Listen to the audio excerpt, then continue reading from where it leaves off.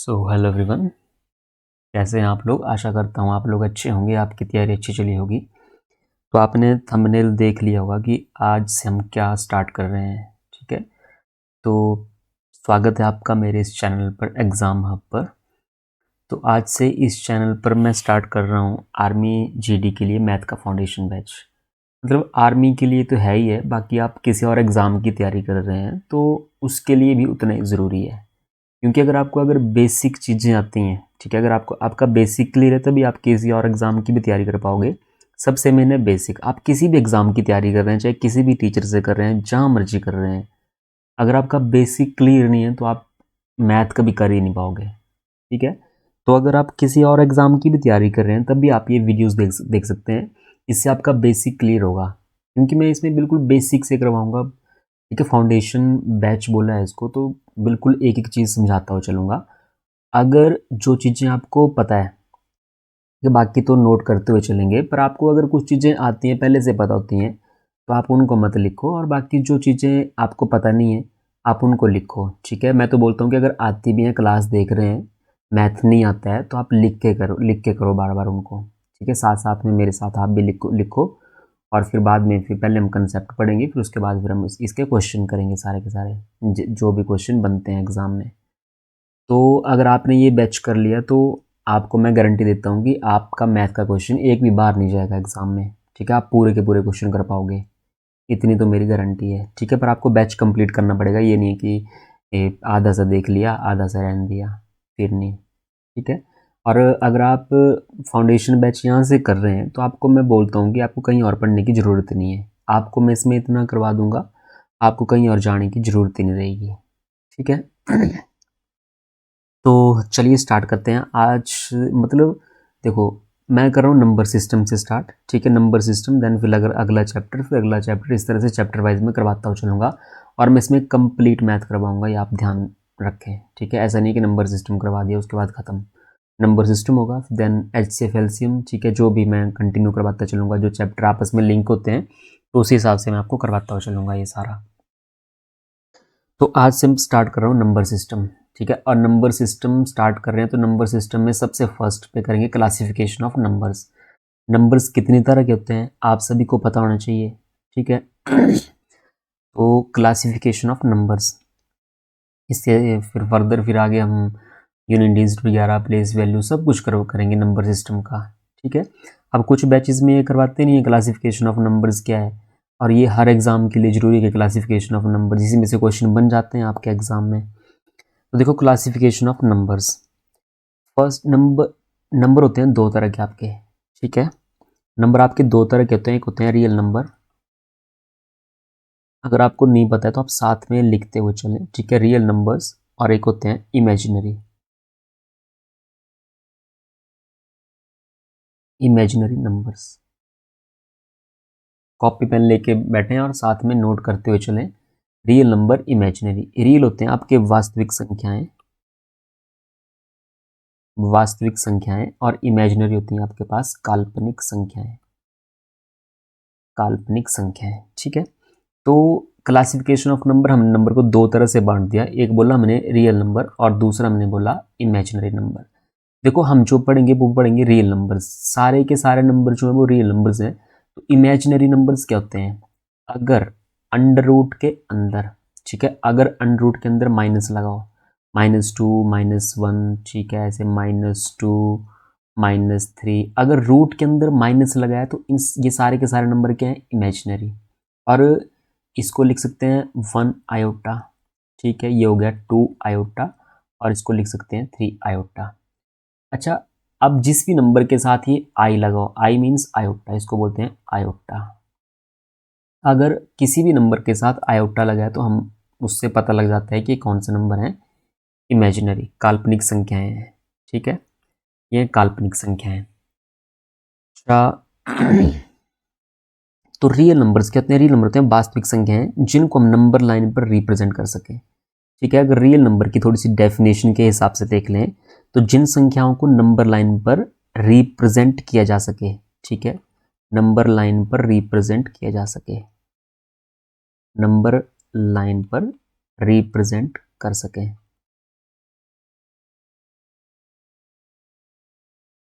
अगर जिन संख्याओं को नंबर लाइन पर रिप्रेजेंट कर सकते हैं वो सारे के सारे नंबर क्या हैं, रियल नंबर्स। ठीक है, अब जितने भी नंबर पढ़ेंगे वो सारे के सारे रियल नंबर और इमेजिनरी नंबर, बस इतना सा है कि जिनके साथ आई लगाओ, आयोटा लगाओ, वो इमेजिनरी नंबर। ऐसे आप नंबर लाइन आप सबने देखी होगी, ऐसे नंबर लाइन होती है, बीच में यहाँ पे जीरो होता है, इस तरफ को पॉजिटिव नंबर लिखते हैं, इस तरफ को नेगेटिव नंबर लिखते हैं। ठीक है, तो जो संख्याएं नंबर लाइन पर आ जाएं वो होती हैं रियल नंबर्स। तो हम पढ़ेंगे रियल नंबर्स के बारे में। ठीक है, रियल नंबर्स। चलिए रियल नंबर्स देखते हैं। रियल नंबर्स क्या होते हैं? रियल नंबर्स, रियल नंबर्स,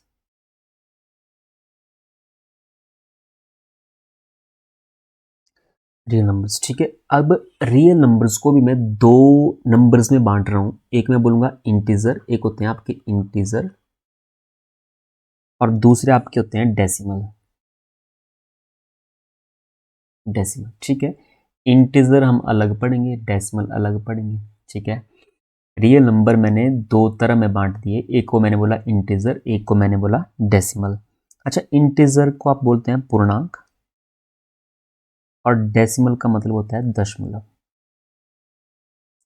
तो सबसे पहला काम है कि दशमलव को ही समझ लेते हैं। ठीक है, इंटीजर में फिर आपके ऑड, इवन, नेचुरल सारे के सारे इंटीजर में आएंगे। ठीक है, तो पहले डेसिमल देख लेते हैं कि डेसिमल क्या चीज़ है। ठीक है, डेसिमल में डेसिमल कितनी तरह का होता है और डेसिमल में क्या क्या आएगा। डेसिमल, यहाँ से मैंने लिया डेसिमल। ठीक है, डेसिमल आपका दो तरह का होता है, एक होता है टर्मिनेटिंग, एक होता है नॉन टर्मिनेटिंग। ठीक है, डेसिमल भी आपका दो तरह का होता है, एक होता है टर्मिनेटिंग, टर्मिनेटिंग, टर्मिनेटिंग का मतलब हो गया शांत, और एक हो गया आपका नॉन टर्मिनेटिंग, नॉन टर्मिनेटिंग, जिसको आप बोलते हैं अशांत दशमलव, अशांत दशमलव। Terminating and non terminating. तो डेसिमल आपने दो तरह का पढ़ा, टर्मिनेटिंग और नॉन टर्मिनेटिंग डेसिमल। टर्मिनेटिंग का मतलब क्या होता है? जो डिवाइड खत्म हो जाए। ठीक है, जैसे मैं 5 को अगर मैं 2 से डिवाइड कर दूं, ठीक है, तो आप बोलोगे 2 गुणा 2 4, 5 में से 4 गया 1, यहाँ पे दशमलव 0 और 2 5 का कितना हो गया यहाँ पे 10। ठीक है, 10 में से 10 गए 0, 2.5। अब लास्ट में 0 बच गई, यहाँ पे दशमलव 5, दशमलव के बाद मतलब 5 ही आया, इसके बाद कुछ भी नहीं आ रहा है, 2.5। इसको हम बोलते हैं टर्मिनेटिंग डेसिमल। ठीक है, शांत दशमलव, ये जो है शांत दशमलव है। ठीक है, शांत दशमलव। अच्छा, नॉन टर्मिनेटिंग की अगर डेफिनेशन देखें तो नॉन टर्मिनेटिंग, जैसे मैं 10 को 3 से भाग कर रहा हूँ, अशांत। ठीक है, 10 को 3 से भाग कर रहा हूँ, तो 3 3 9, 10 में से 9 गया 1.0, फिर दोबारा से 9, फिर 1, फिर 0, फिर 3 3 9, फिर दोबारा से कितना बच गया यहाँ पे 1। मतलब बार बार 1 बच रहा है, शेष पर 0 नहीं आ रहा है, तो अप टू सो ऑन। ठीक है, मतलब 3 3 3 ये आता रहेगा, इसको हम बोलते हैं अशांत दशमलव। ठीक है, शांत दशमलव में डिवाइड करने पर रिमाइंडर 0। ठीक है, अशांत दशमलव में रिमाइंडर कभी 0 नहीं आएगा, डेसिमल के बाद ये चलता रहेगा, तो उसको हम बोलते हैं अशांत दशमलव। ठीक है, और जो कैंडिडेट सोच रहे हैं कि हमने मैथ पढ़ना है, कहाँ से तैयारी करनी है, शुरू से तैयारी करनी है, तो उनके लिए बेस्ट ऑप्शन है, मैं बिल्कुल शुरू से करवा रहा हूँ यहाँ पे। ठीक है, तो वो एक बार जरूर देखें, फिर डिसाइड करें अगला। तो ठीक है, दशमलव के बाद यहाँ पे क्या हो गया, दशमलव के बाद रिपीटिंग। अब अच्छा, अशांत दशमलव और शांत दशमलव, ये शांत है और ये क्या है यहाँ पे अशांत दशमलव। तो डेसिमल आपने देखा दो तरह का, एक टर्मिनेटिंग है, एक नॉन टर्मिनेटिंग है। अगर फर्दर आगे बढ़े तो टर्मिनेटिंग तो समझ आ गया कि शांत है, पर अगर नॉन टर्मिनेटिंग देखें, नॉन टर्मिनेटिंग दो तरह का होता है। ठीक है, अगर नॉन टर्मिनेटिंग की बात करें तो नॉन टर्मिनेटिंग दो तरह का होता है। नॉन टर्मिनेटिंग, ये जो अशांत दशमलव है ये दो तरह का होगा। अब दो तरह का किस तरह का होगा? ये दो तरह का, ठीक है। एक होगा आपके पास रेकरिंग, फर्स्ट होगा आपके पास रेकरिंग डेसिमल, रेकरिंग, और ये नॉन टर्मिनेटिंग रेकरिंग, और दूसरा होगा non recurring decimal, non recurring. अच्छा, इसका क्या मतलब हुआ रेकरिंग और नॉन रेकरिंग का? तो चलिए समझते हैं। रेकरिंग का हुआ दोहराने वाली दशमलव संख्या, दोहराने वाली, रिपीटिंग, इसको मैं रिपीटिंग बोल सकता हूँ एक बार, रिपीटिंग डेसिमल। और इसको बोल सकता हूँ मैं non repeating decimal, non repeating. ठीक है, रिपीटिंग डेसिमल जैसे आपने अभी 10 को 3 से डिवाइड किया था, 10/3 किया था, 10 को 3 से भाग किया था, तो आपने देखा कि 3 दशमलव बार बार 3 3 3 ये आ रहा था, इसको हम बोलते हैं रेकरिंग डेसिमल। ठीक है, इसको बोलेंगे रेकरिंग डेसिमल। और नॉन रेकरिंग डेसिमल में क्या चीज़ होती है, जैसे मैं आपसे पूछूं √2 की वैल्यू बताओ, ठीक है, फिर √3 की वैल्यू बताओ, ठीक है, √2 √3, जब आप इनकी वैल्यू फाइंड आउट करोगे तो 1 पॉइंट ये मतलब ये खत्म नहीं होता, अप्रॉक्सीमेट लिख देते हैं पर अप्रॉक्सीमेशन होती है वो, अब ये खत्म नहीं होगा, जब आप डिवाइड करेंगे तो खत्म नहीं होगा, जैसे 1 पॉइंट ये 4 1, ठीक है, 4 2 1 3, इस तरह से अलग अलग नंबर आते रहेंगे, ये दशमलव के बाद ये खत्म नहीं होगा कभी नहीं। ठीक है, मतलब 4 1 4 2 1 3। और इसमें क्या था, रेकरिंग में क्या था, अशांत तो दोनों नहीं है ये, पर इसमें दशमलव के बाद बार बार सेम नंबर आ रहा है 3 3 3 3। ठीक है, या इसमें हो सकता है कि इस तरह से आ जाए 1.131313 अप टू सो ऑन, इसको भी रेकरिंग डेसिमल बोलेंगे। और इसमें क्या है कि दशमलव के बाद देखो 4 1 फिर 4 2 फिर 1 3, अलग अलग नंबर आ रहे हैं, कोई एक सीरीज जैसी नहीं बन रही है।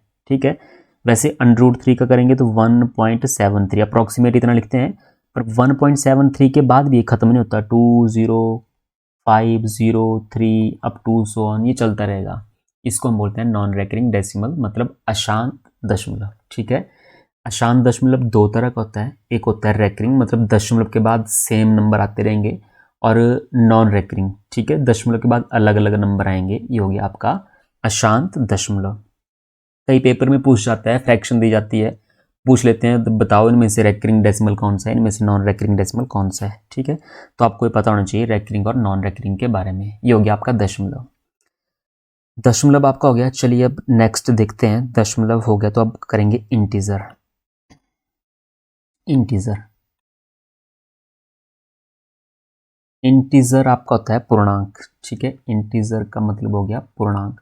अब आप जितने भी नंबर पढ़ेंगे, इवन नंबर, ऑड नंबर, ये सारे के सारे इसी में आएंगे। ठीक है, बाकी इंटीजर आपका दो तरह का होगा, इसको भी दो तरीके में बांट देते हैं। एक हम बोलेंगे कि चलो जी, एक हो गया नेगेटिव इंटीजर, एक होते हैं पॉजिटिव इंटीजर।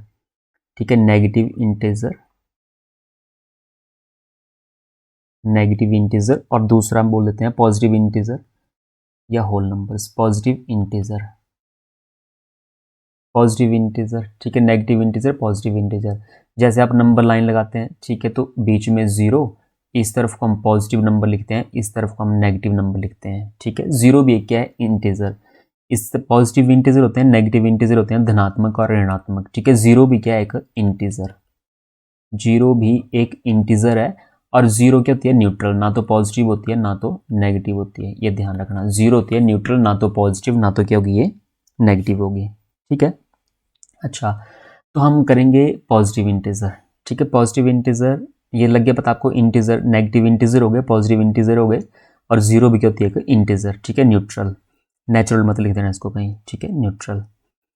एंड चलो अब नेक्स्ट देखते हैं, नेक्स्ट से इंटीजर में सारे नंबर आएंगे अब आपके। ठीक है, होल नंबर हो गए आपके, नेचुरल नंबर हो गए, ठीक है, ऑड इवन सब इसी में से आएंगे। अब जैसे मैं बात करूं फर्स्ट होल नंबर की, होल नंबर, पूर्ण संख्याएं, इसको हम बोलते हैं पूर्ण संख्याएं, पूर्ण संख्याएं, होल नंबर पूर्ण संख्याएं। पूर्ण संख्याएं क्या होती हैं, 0 से स्टार्ट होते हैं number, 0 then 1 2 3 4 5 6 up to so on. ठीक है, ये आपके होल नंबर्स। ठीक है, पूर्ण संख्याएं। ठीक है, अगर इसमें से मैं 0 को निकाल दूं बाहर तो आपके पास बचेंगे नेचुरल नंबर, नेचुरल नंबर्स, प्राकृत संख्याएं, प्राकृत संख्याएं। जिनको नहीं पता है वो कृपया करके साथ साथ में लिखते रहें।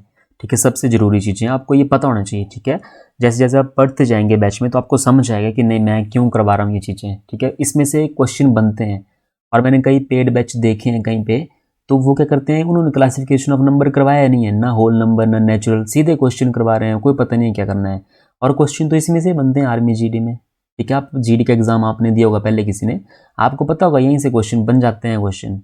अब पता नहीं बैच में क्यों नहीं करवाते हैं कुछ लोग, वो जाने। ठीक है, मैं अपने हिसाब से करवाऊंगा आपको सब कुछ, क्योंकि इतना एक्सपीरियंस है कि मैं आपको पूरा करवा दूँ ये सब कुछ, पता है मुझे क्या क्या आएगा। नंबर, नेचुरल नंबर्स, प्राकृतिक संख्याएं। क्वेश्चन बनते हैं यहाँ से, नेचुरल नंबर्स। अगर मैं 0 बार निकाल दूँ तो 1 से गिनती start, 1 2 3 4 5 6 up to so on, ये हो गया आपके पास नेचुरल नंबर्स। ठीक है, प्राकृतिक संख्याएं। अब इवन नंबर, ऑड नंबर। चलो ऑड नंबर देख लेते हैं। ऑड नंबर्स, ऑड नंबर्स क्या होते हैं? जो संख्याएं 2 से ना कटे। ठीक है, ऑड नंबर जो संख्याएं 2 से ना कटे, नॉट डिविजिबल बाय 2, ऐसे लिख सकते हैं, not divisible by 2, not divisible by 2। जो 2 से ना कटे वो होती हैं ऑड नंबर, विषम संख्याएं, विषम संख्याएं, ऑड नंबर्स। ठीक है, नॉट डिविजिबल बाय 2। जैसे फॉर एग्जांपल 1 से स्टार्ट होंगी, 1 3 फिर 5 फिर 7 फिर 9 and up to so on, ये आपकी विषम संख्याएं होगी। और इवन नंबर, सम संख्याएं, इवन नंबर सम संख्याएं, डिविजिबल बाय 2, डिविजिबल बाय 2। जो संख्याएं 2 से कट रही हैं वो सम संख्याएं होंगी। ठीक है, जो संख्याएं 2 से डिविजिबल हैं वो सम संख्याएं होंगी। फॉर एग्जांपल 2 4, 2 से स्टार्ट होती हैं, 2 4 6। अच्छा, 0 भी एक सम संख्या है। अगर मैं 0 की बात करूं तो 0 क्या है? एक सम संख्या। पर 0 यहाँ पे क्यों नहीं लिखा? क्योंकि हम पॉजिटिव की बात कर रहे हैं। ठीक है, पॉजिटिव इंटीजर की बात कर रहे हैं, ना कि नेगेटिव की बात कर रहे हैं। और 0 ना तो पॉजिटिव है ना तो क्या है यहाँ पे नेगेटिव है। पर 0 पूछ जाए तो 0 सम संख्या है, पर ना तो ये पॉजिटिव है ना तो नेगेटिव है, इसलिए 2 लिखते हैं कि सबसे छोटी जो सम संख्या है वो 2 है। तो 2 4 6 फिर 8 फिर 10 and up to so on, ये हो गया आपके पास इवन नंबर, इवन, ऑड। ठीक है, नेचुरल, होल नंबर्स। तो आपको समझ आया होगा क्या है ये। एंड नेक्स्ट अगर बात करें तो हम बात करेंगे प्राइम नंबर की। सबसे जरूरी प्राइम नंबर, हर चैप्टर में यूज होते रहते हैं ये प्राइम नंबर। आप रीजनिंग कर रहे हैं तब भी आप क्लासिफिकेशन ऑफ नंबर की जरूरत पड़ती है। ठीक है, प्राइम नंबर्स, प्राइम नंबर्स मतलब अभाज्य संख्याएं, अभाज्य संख्याएं। अच्छा, अभाज्य संख्याएं वो संख्याएं होती हैं जो किसी के टेबल में ना आए। ठीक है, जो किसी के पहाड़े में ना आए, प्राइम नंबर। हम बोल सकते हैं, देखो अगर डेफिनेशन के हिसाब से चलें तो हम बोलेंगे ओनली 2 फैक्टर, ओनली 2 फैक्टर्स, ऐसे नंबर जिनके केवल 2 फैक्टर हों। ठीक है, जिनके केवल 2 गुणनखंड हों वो होती हैं अभाज्य संख्याएं। और 2 फैक्टर जो होंगे वो कौन कौन से होंगे? एक तो 1 होगा, और एक जो होगा वो नंबर खुद होगा, जो नंबर होगा वहां पे। ठीक है, स्वयं, सेल्फ, ये बोल सकते हैं। ठीक है, स्वयं, समझो बात को। ठीक है, अभाज्य संख्याएं ऐसी संख्याएं जो सिर्फ अपने टेबल में है, उनको बोलते हैं अभाज्य संख्याएं। और आपसे पूछ लें कि अभाज्य संख्याओं के कितने गुणनखंड होते हैं, तो हम बोलेंगे अभाज्य संख्याओं के कितने गुणनखंड होते हैं? 2 गुणनखंड होते हैं, ओनली 2 फैक्टर्स। ठीक है, 2 फैक्टर होंगे। एक 2 फैक्टर कौन से होंगे? एक तो 1 होता है, 1 के बारे में सारे नंबर आते हैं, एक 1 होगा, और एक वो संख्या खुद होगी जो जिस संख्या के आप फैक्टर बना रहे हैं। जैसे फॉर एग्जाम्पल अभाज्य संख्याएं कहाँ से स्टार्ट होती हैं? 2 से। ठीक है, 2 देन 3 5, फिर उसके बाद आएगा आपका 7, फिर 8 नहीं आएगा, 9 10 फिर 11 then 13 up to so on, ये होगी आपकी अभाज्य संख्याएं। अब देखो जैसे 2 के में फैक्टर ना हो तो 2 के फैक्टर होंगे, एक तो 1 होगा और एक 2 खुद के बारे में आता है। ठीक है, 2 किसी और के बारे में नहीं आता। 3 के फैक्टर बनाए तो एक तो एक के टेबल में आएगा और एक के नंबर खुद होगा 3। 5 के फैक्टर बनाए तो एक के बारे में आएगा और एक ये खुद होगा, मतलब 5, 1 गुणा 5 5, तो 2 फैक्टर बन रहे हैं। अच्छा, कुछ लोग एक बोलते हैं, एक जो है प्राइम नंबर नहीं है। अगर मैं एक की बात करूं, एक अभाज्य संख्या नहीं है। ठीक है, एक जो है अभाज्य संख्या नहीं है, अभाज्य नहीं है। ठीक है, क्यों नहीं है? क्योंकि एक का केवल एक ही फैक्टर बनेगा, एक। अब मैं 1 गुणा 1 लिखूं तो एक ही बात हो जाएगी ना, 1 गुणा 1 मतलब एक ही फैक्टर है, 1 है यहाँ पे तो 1 और 2, 1 3 2 फैक्टर, 1 5 2 फैक्टर। यहाँ पे एक ही फैक्टर आएगा, एक का सिर्फ एक ही फैक्टर है, एक के बारे में आएगा। ठीक है, तो ओनली 1 फैक्टर, ओनली 1 फैक्टर। ये रीजन है इसका कि एक जो है अभाज्य संख्या नहीं, क्योंकि इसका केवल एक ही फैक्टर है। और अभाज्य संख्याएं क्या होती हैं, जिसके दो फैक्टर होते हैं। एक तो एक होता ही होता है, पर साथ में एक वो नंबर खुद होता है, और इसमें दो फैक्टर नहीं बन रहे हैं। इसमें अगर मैं एक गुणा एक लिख भी दूं तो ये एक ही नंबर है, ठीक है, तो एक ही फैक्टर बना इसका। तो ये हो गया आपके पास अभाज्य संख्याएं, प्राइम नंबर्स। फिर आपसे क्वेश्चन पूछ लेते हैं अभाज्य संख्याओं से कि बताओ जी 1 से 100 तक कितनी अभाज्य संख्याएं हैं। 1 से 100 तक कितनी अभाज्य संख्याएं। अगर मैं 1 से स्टार्ट करूं, 1 से 100 तक कितनी अभाज्य संख्याएं, तो हम बोलेंगे 25 अभाज्य संख्याएं होती हैं। 1 से 50 तक भी पूछते हैं कितनी अभाज्य संख्याएं, तो हम बोलेंगे 15 अभाज्य संख्याएं होंगी। 1 से 100 तक, ठीक है, 25 अभाज्य संख्याएं। 1 से 50 तक 15 अभाज्य संख्याएं। अगर मैंने आपसे पूछ लिया 50 से 100 बता दो जल्दी, तो 1 से 100 तक 25 है, 50 तक 15 है, 25 में से 15 जाएंगे, कितने बचेंगे यहाँ पे 10। ये पूछे जा चुके हैं पेपर में, ठीक है, कि 1 से 100 तक कितनी अभाज्य संख्याएं होती हैं, 1 से 50 तक कितनी अभाज्य संख्याएं होती हैं, और 50 से 100 तक कितनी अभाज्य संख्याएं होती हैं। तो 25, 15 और 10, ठीक है। अच्छा, फिर अभाज्य संख्याओं का उल्टा होता है आपके पास कंपोजिट नंबर, भाज्य संख्याएं, कंपोजिट नंबर, ठीक है, भाज्य संख्याएं। इसके ऊपर मैं क्वेश्चन बताऊंगा लास्ट में, ठीक है, या नेक्स्ट वीडियो में, कि इसके ऊपर क्वेश्चन करेंगे कि क्या क्या क्वेश्चन बन सकते हैं पेपर में और किस तरह से क्वेश्चन पूछे जाते हैं। आपको ये सारा पता होना चाहिए। कंपोजिट नंबर, भाज्य संख्याएं। अच्छा, भाज्य संख्याएं, प्राइम का उल्टा, प्राइम नंबर थे ऐसी संख्याएं जो सिर्फ अपने टेबल में आए, और कंपोजिट नंबर जो किसी और के टेबल में आ जाए, जिसके दो से ज़्यादा फैक्टर हो जाएं, ठीक है। तो जैसे जो बचे हुए थे, जैसे 1 2 3 4, जैसे मैं 4 लिखूँ यहाँ पे 4। अच्छा, 4 हो गया, 4 के बाद 5 नहीं आएगा, फिर 6, फिर 8, फिर 9, फिर 10। मैं बोल सकता हूँ कि भाज्य संख्याएं वो संख्याएं होती हैं जो किसी दूसरे के टेबल में आए, और अभाज्य संख्याएं जो आपने प्राइम नंबर पढ़े वो सिर्फ अपने टेबल में आते हैं, किसी दूसरे के पहाड़े में नहीं आते, ये दूसरे के पहाड़े में आ जाते हैं, ठीक है। भाज्य संख्याएं क्या होंगी, जो दूसरे के पहाड़े में आ जाए, किसी दूसरे के टेबल में आ जाए। जैसे 4 2 के पहाड़े में आता है, 6 2 के पहाड़े में भी आता है, 3 के पहाड़े में भी आता है, 8 जो है 2 के पहाड़े में आता है, 4 के पहाड़े में आता है, 9 3 के पहाड़े में आ रहा है, 10 5 के पहाड़े में आ रहा है, 2 के पहाड़े में आ रहा है, ठीक है। तो ऐसी संख्याएं जो किसी दूसरे के टेबल में आ जाए उनको हम बोलेंगे भाज्य संख्याएं, ठीक है, कंपोजिट नंबर। सबसे छोटा कंपोजिट नंबर पूछते हैं पेपर में, smallest composite number 4, smallest composite number, सबसे छोटा जो कंपोजिट नंबर है, सबसे छोटी भाज्य संख्या 4 है। एंड स्मॉलेस्ट प्राइम नंबर, ये भी पूछते हैं, स्मॉलेस्ट प्राइम नंबर,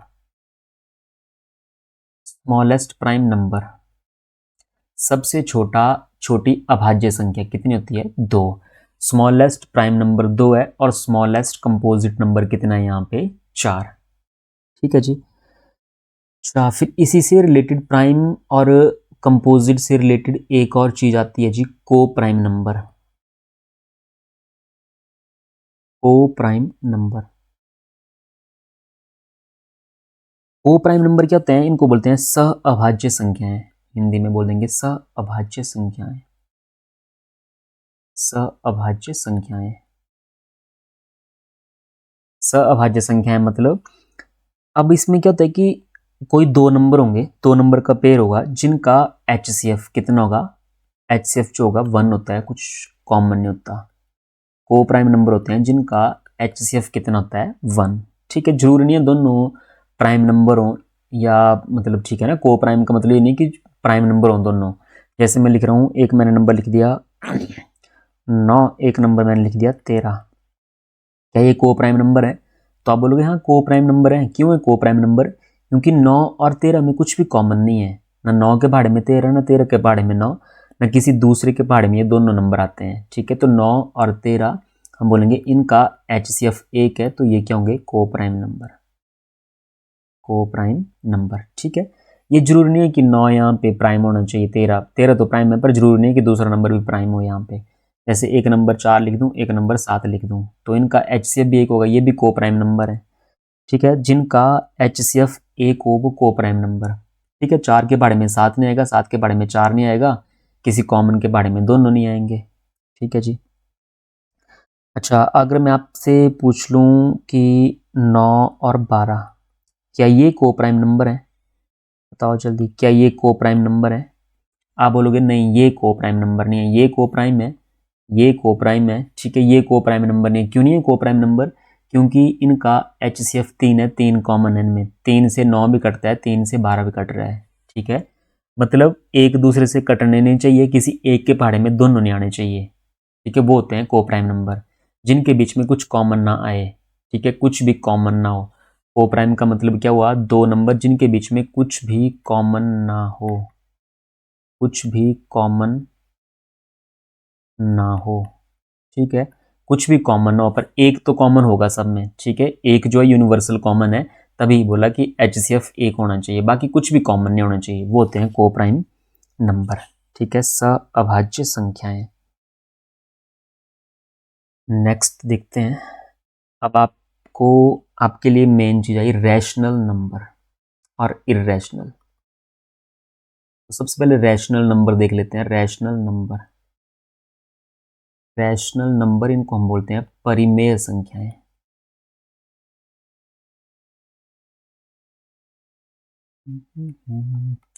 परिमेय संख्याएं। ठीक है, रैशनल नंबर परिमेय संख्याएं। रैशनल नंबर के लिए तीन बातें मेन है। ठीक है, एक बात होती है जी कि बटे की फॉर्म में होनी चाहिए, P बटा Q की फॉर्म में होना चाहिए। ठीक है, कोई भी नंबर है फ्रैक्शन में P अपॉन Q की फॉर्म में होनी चाहिए, न्यूमरेटर डिनोमिनेटर होना चाहिए दोनों में। और दूसरी कंडीशन बताई गई है कि बटे में जीरो नहीं होना चाहिए। बटे में जैसे यहाँ पे Q लिखा है तो Q जीरो के बराबर नहीं होना चाहिए, Q is not equal to zero. Third condition बोल देते हैं कि P एंड Q, कि P and Q both are integer, both are integer, पूर्णांक होने चाहिए, चाहे नेगेटिव हो चाहे पॉजिटिव हो, P and Q both are integer. ये तीन कंडीशन है रैशनल नंबर के लिए, परिमेय संख्याओं के लिए। ठीक है, अच्छा तो फॉर एग्जाम्पल से समझते हैं। जैसे मैंने बोला 2/5, आप बोलोगे ठीक है 2/5 क्या है? यहाँ पे परिमेय संख्या रैशनल है, हम बोलेंगे P अपॉन Q की फॉर्म में। ठीक है, बटे की फॉर्म में, ऊपर ये P है नीचे ये Q है। ठीक है, P अपॉन Q की फॉर्म में, हाँ जी पहली कंडीशन ठीक हुई। बटे में जीरो नहीं होनी चाहिए, तो बटे में जीरो नहीं है जी, 5 है बटे में, दूसरी कंडीशन ठीक हुई। दोनों इंटीजर होने चाहिए, हाँ जी 2 और 5 दोनों गिनती में आते हैं, इंटीजर है। ठीक है, 2/5 रैशनल नंबर हुआ। ठीक है, जितने भी आपने नेचुरल नंबर पढ़े, जितने भी नेचुरल नंबर हैं, नेचुरल नंबर सारे के सारे नेचुरल में आ गए, फिर इवन भी आ गए, इसमें ऑड भी आ गए, सारे के सारे नेचुरल नंबर सारे के सारे यहाँ पे परिमेय संख्या हैं। जैसे मैं 2 लिख रहा हूँ, 3 लिख रहा हूँ, 4, 5, ठीक है 1 भी लिख देता हूँ, नहीं तो आप बोलोगे 1 नहीं लिखा। ठीक है, 1। अब देखो P अपॉन Q की फॉर्म में है कि नहीं है? जैसे मैं 2 लिख रहा हूँ तो 2 को 2/1 लिख देंगे तब भी 2 ही रहेगा। 3/1 बोल सकते हैं, 4/1 बोल सकते हैं, 5/1 बोल सकते हैं। ठीक है, मतलब P अपॉन Q, तो P अपॉन Q की फॉर्म में, ठीक है, बटे में जीरो नहीं होनी चाहिए, सबके बटे में 1 है, और दोनों गिनती में आते हैं। ये जितने भी नंबर लिखे सारे गिनती में आ रहे हैं। P अपॉन Q जो है इंटीजर है। ठीक है, जैसे 10 लिख रहे हैं तो 10/1 P अपॉन Q की फॉर्म में, हाँ जी बटे में जीरो नहीं है, हाँ जी जीरो नहीं है, बटे में तो 1 है, तो दूसरी कंडीशन भी वेरीफाई। तीसरी, दोनों इंटीजर हैं, हाँ जी दोनों इंटीजर हैं, गिनती में आते हैं दोनों, हम बोलेंगे सारे के सारे ये भी क्या हो गए? Rational number. ठीक है, and then perfect square number जितने भी हैं, ठीक है, जैसे मैं लिख रहा हूँ √25, √25, देखो √25, 25 का वर्गमूल कितना होगा? 5, तो हम बोलेंगे रैशनल। √36, मतलब अगर आप सॉल्व करके कोई नंबर ऐसे दिया गया है और सॉल्व करके बताना है उसको कि रैशनल है कि इरेशनल है, जैसे √36 हो गया तो √36 किसके बराबर होगा? 6 के बराबर। ठीक है, तो इस तरह से अगर परफेक्ट स्क्वायर नंबर है, रूट के अंदर परफेक्ट स्क्वायर नंबर हो तो वो भी क्या होगा? रैशनल। मैं बोलूँगा √25 रैशनल है, √36 भी क्या है यहाँ पे? रैशनल है। ओके, ये बात भी क्लियर हुई। अच्छा, अगर मैं आपसे पूछूं जीरो, जीरो क्या है? जीरो, तो हम बोलेंगे जीरो को मैं लिख सकता हूँ 0/1, 0/1। P अपॉन Q की फॉर्म में, हाँ जी P 0 है और बटे में Q 1 है। P अपॉन Q की फॉर्म में, हाँ जी Q is not equal to 0, बटे में नहीं होना चाहिए 0, तो बटे में थोड़ा है 0, बटे में तो 1 लिखा है, ऊपर है 0 यहाँ पे, तो दूसरी कंडीशन भी वेरीफाई, और तीसरी दोनों इंटीजर होने चाहिए। हाँ दोनों इंटीजर हैं, तो हम बोलेंगे 0 भी क्या है, एक रैशनल नंबर है भाई, 0 भी एक रैशनल नंबर है, ठीक है। पी अपॉन क्यू की फॉर्म में, ठीक है, और Q is not equal to 0, बटे में 0 नहीं होनी चाहिए, तो बटे में तो 1 है, बटे में 1 है, मतलब रैशनल नंबर है, और दोनों इंटीजर होने चाहिए, दोनों इंटीजर है, मैंने बोला तो 0 भी इंटीजर है, अभी आपने इंटीजर पढ़े, तो 0/1 क्या हो गया, ये रैशनल नंबर। ओके, तो ये हो गया रैशनल। अच्छा, फिर एक और बात, आपने डेसिमल पढ़े, ठीक है, आपने बोला कि टर्मिनेटिंग था, एक नॉन टर्मिनेटिंग था। अब टर्मिनेटिंग तो जितने भी डेसिमल हैं, जैसे 1.5 हो गया, 2.5 हो गया, ये सारे के सारे क्या होंगे, रैशनल नंबर, ठीक है। डेसिमल वाले भी सारे के सारे रैशनल नंबर होंगे, ये भी रैशनल हो गए। अच्छा, ये तो हो गया टर्मिनेटिंग, एक था नॉन टर्मिनेटिंग। नॉन टर्मिनेटिंग में मैंने दो तरह के बताया कि नॉन टर्मिनेटिंग दो तरह का था, एक था रेकरिंग, एक था नॉन रेकरिंग। तो जो रेकरिंग डेसिमल है, ठीक है, नॉन टर्मिनेटिंग बट रिपीटिंग, जो नॉन टर्मिनेटिंग हमने पढ़ा, लिख देता हूँ यहाँ पे भी, नॉन टर्मिनेटिंग, और साथ में क्या था, वो दो तरह के थे, एक रेकरिंग था, एक नॉन रेकरिंग था, non terminating recurring decimal, recurring decimal, ठीक है, जो रिपीट हो रहा है, नॉन टर्मिनेटिंग रेकरिंग डेसिमल, ये सारे के सारे रैशनल नंबर होंगे, ये सारे के सारे रैशनल नंबर होंगे, परिमेय संख्याएं। फॉर एग्जाम्पल, जैसे 10/3 था, मैं बोलूँ 3.333 up to so on, rational number है। मैं बोलूँ 5.414141 रैशनल नंबर है, ठीक है। फर्दर एक और एग्जाम्पल, मैं लिखूँ 2.3 बार, जैसे 3 के ऊपर ये बार लगाया, इसका मतलब ये होता है कि 2.333 अप टू सो ऑन, 3 आता रहेगा यहाँ पे। जितने नंबर के ऊपर ये लाइन लगी होती है वो नंबर रिपीट होते हैं, जैसे 3 के ऊपर है तो 3 ठीक है। तो जितने भी नॉन टर्मिनेटिंग रेकरिंग डेसिमल थे, वो सारे के सारे क्या हैं, रैशनल नंबर्स, ठीक है। दशमलव के बाद जो नंबर रिपीट हो रहे हैं, हम बोलेंगे वो सारे के सारे रैशनल नंबर हैं, परिमेय संख्या है। तो आशा करता हूँ ये भी आपको समझ आया होगा रैशनल नंबर। नेक्स्ट कर लेते हैं इररेशनल नंबर, इसका उल्टा आया इररेशनल नंबर, अपरिमेय संख्या है, इररेशनल, इररेशनल नंबर, अपरिमेय संख्याएं।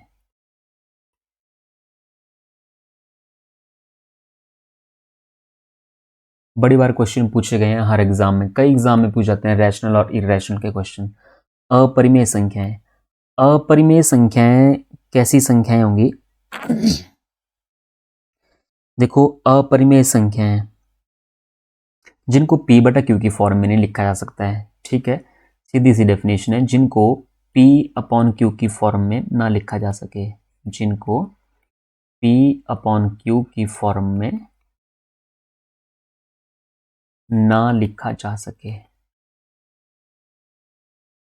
ना लिखा जा सके, ऐसी संख्याएं जिनको p/q की फॉर्म में ना लिखा जा सके, ठीक है। तो देखो, अगर मैं बात करूं अंडर रूट के अंदर, अगर मैं लिखूं 3, अंडर रूट के अंदर अगर मैं लिखूं 2, अंडर रूट के अंदर लिख देंगे 5, अंडर रूट के अंदर लिख देंगे 7, ये सारे के सारे जब आपने डेसिमल पढ़ा था तो मैंने उसमें बताया था कि अंडर रूट 3 की वैल्यू इतनी, अंडर रूट 2 की वैल्यू इतनी, मतलब अंडर रूट 3 को लिखते हैं 1.7312302, ठीक है, इस तरह से अप टू सो ऑन। मतलब ये जो रूट के अंदर अगर परफेक्ट स्क्वायर ना हो, अगर रूट के अंदर परफेक्ट स्क्वायर है तो वो रैशनल है, अगर रूट के अंदर परफेक्ट स्क्वायर ना हो तो उसकी वैल्यू जो होती है हम अप्रॉक्सीमेट लिखते हैं, पूरी वैल्यू नहीं हमें पता होती कितनी है, ठीक है। तो दशमलव के बाद जो होता है वो अलग अलग नंबर आते रहते हैं, 7 3 1 2 3 0 2, ठीक है, अलग अलग नंबर आ रहे हैं। और ये हमने लिखा था वहाँ पे कि ये जो है नॉन रेकरिंग है यहाँ पे, ठीक है, नॉन रेकरिंग डेसिमल हमने पढ़ा था, non terminating non recurring decimal, non recurring decimal. तो जितने भी नॉन रेकरिंग डेसिमल होते हैं वो सारे के सारे क्या होते हैं, इररेशनल नंबर, अपरिमेय संख्या है। जैसे रूट के अंदर अगर 3 है, 2 है, 5 है, 7 है, इसका स्क्वायर रूट नहीं हम निकाल पाते हैं, ठीक है, 5 का स्क्वायर रूट नहीं निकाल पाएंगे, अप्रॉक्सीमेट लिख देंगे, 7 का स्क्वायर रूट अप्रॉक्सीमेट लिख देंगे, 2 का स्क्वायर रूट अप्रॉक्सीमेट लिख देंगे, 3 का स्क्वायर रूट अप्रॉक्सीमेट ये भी लिख देंगे, पर पूरा का पूरा पता नहीं होगा। पर हाँ, अगर √25 होगा तो हमें पता है 5 के बराबर होगा वो पूरा। तो अगर रूट के अंदर परफेक्ट स्क्वायर ना हो तो वो सारे के सारे इरेशनल नंबर होंगे। ठीक है, for example 3.14235214 up to so on. दशमलव के बाद अलग अलग नंबर आ रहे हैं, 1 आया, 4 आया, 2 3 5 2 1 4, और ये डैश डैश लगा दिया यहाँ पे कि आगे भी कंटिन्यू है, खत्म नहीं हुआ डेसिमल। ये डेसिमल के बाद ये डिवीजन खत्म नहीं हुआ है, आगे भी कंटिन्यू हुआ, तो हम बोलेंगे ये भी क्या है, इररेशनल नंबर। ठीक है, ये सारे के सारे इररेशनल हैं, और नॉन रेकरिंग डेसिमल सारे के सारे इररेशनल नंबर। ठीक है, अच्छा एक और बात नोट कर लो आप लोग, एक और बात क्या नोट करेंगे, पाई। पाई जो होता है इररेशनल, अपरिमेय संख्या होती है, इररेशनल नंबर है ना, फॉर्मूले वाला पाई। ठीक है, पाई आर स्क्वायर, वो फॉर्मूला पढ़ते हैं हम मेजरेशन में। पाई पाई होता है इररेशनल नंबर। ठीक है, पाई इररेशनल नंबर है, पर अगर मैं पाई की वैल्यू की बात करूं 22/7, पाई की वैल्यू होती है 22/7, और 22/7 जो होगा वो होगा रैशनल नंबर, रैशनल नंबर। तो ये बात ध्यान रखना भाई, पाई जो होता है इररेशनल नंबर है, और पाई की वैल्यू 22/7 जो है वो रैशनल नंबर होता है। पाई देखो P/Q की फॉर्म में है, बटे में 0 नहीं है। ठीक है, और दोनों इंटीजर हैं तो रैशनल है ना। कुछ लोग मतलब कुछ लोग या कई जगह कुछ बोल देते हैं कि 22/7 जो है इररेशनल है। 22/7 मेरे भाई इररेशनल नहीं है, 22/7 क्या है, रैशनल है। और ये जो पाई लिखा है, पाई क्या है, इररेशनल। क्योंकि पाई देखो P/Q की फॉर्म में लिखा जा सकता, पाई इंटीजर नहीं है, पाई गिनती में कहाँ आता है। आप गिनती काउंट करोगे 1 2 3 4, तो पाई थोड़ा ना आएगा कभी गिनती में, पाई गिनती में नहीं आता है, तो वो रैशनल नहीं है। रैशनल नहीं है तो कौन सा है, वो इररेशनल है। जो नंबर रैशनल नहीं है वो इररेशनल हो जाएगा। ठीक है, तो ये था आपका क्लासिफिकेशन ऑफ नंबर्स। ठीक है, बाकी कल मैं इसके ऊपर आपको क्वेश्चन करवाऊंगा, तो आप ये थोड़ा रिवीजन कर लेना, जो भी मैंने आपको करवाया है बिल्कुल ऐसे आराम से करते हुए चलेंगे। आज क्लासिफिकेशन ऑफ नंबर किया, कल फिर मैं इसके क्वेश्चन करवाऊंगा, प्रैक्टिस करेंगे। ठीक है, जो आपको कुछ पता नहीं चल रहा है तो आप कमेंट बॉक्स में मुझे बता सकते हैं। अगर किसी को कोई दिक्कत है, कुछ समझ ना आया हो और कोई क्वायरी हो, तो वो भी आप कमेंट बॉक्स में मुझसे पूछ सकते हैं, ऐसी कोई दिक्कत नहीं है। आपको लग रहा है कि नहीं ऐसे करना चाहिए, वैसे करना चाहिए, तो कोई सुझाव हो मेरे लिए तो वो भी आप मुझे बता सकते हैं कि नहीं सर ऐसे करवाइए, वैसे करवाइए, तो मैं आपको वैसे भी करवा दूंगा। ठीक है, बाकी मिलते हैं अगली नेक्स्ट वीडियो में, तब तक के लिए बाय, टेक केयर, धन्यवाद।